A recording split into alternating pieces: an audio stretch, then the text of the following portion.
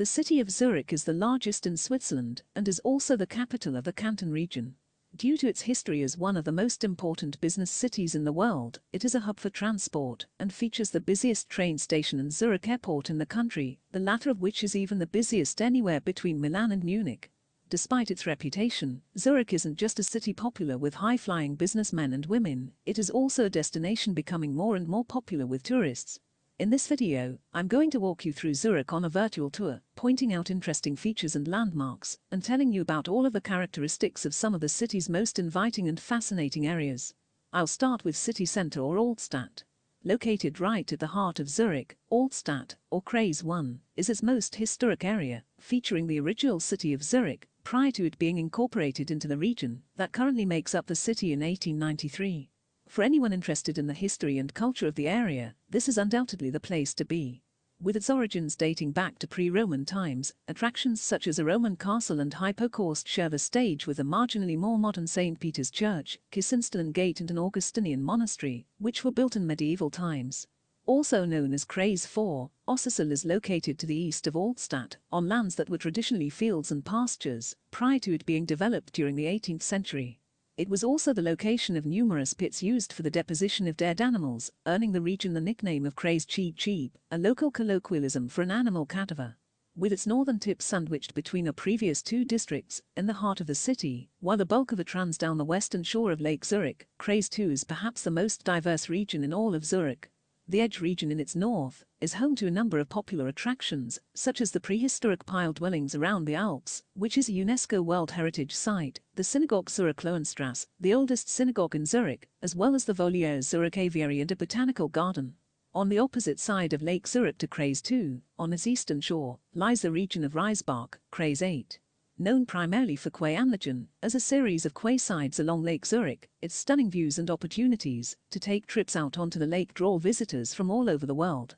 The northernmost district in Zurich, Kreis 11, is located just north of the Käferberg and Wadberg mountain summits, between the Glatt Valley and Katzensee Lake.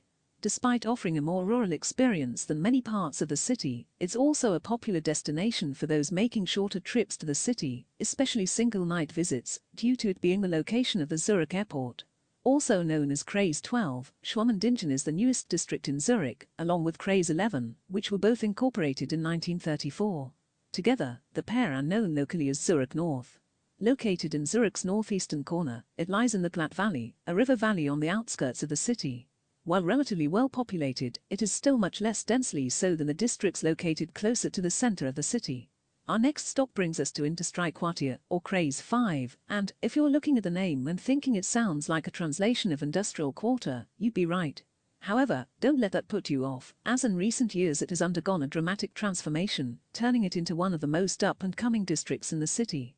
Despite Wiedeken being a largely residential district, there are still plenty of things to attract visitors, whether cultural or simply entertainment venues.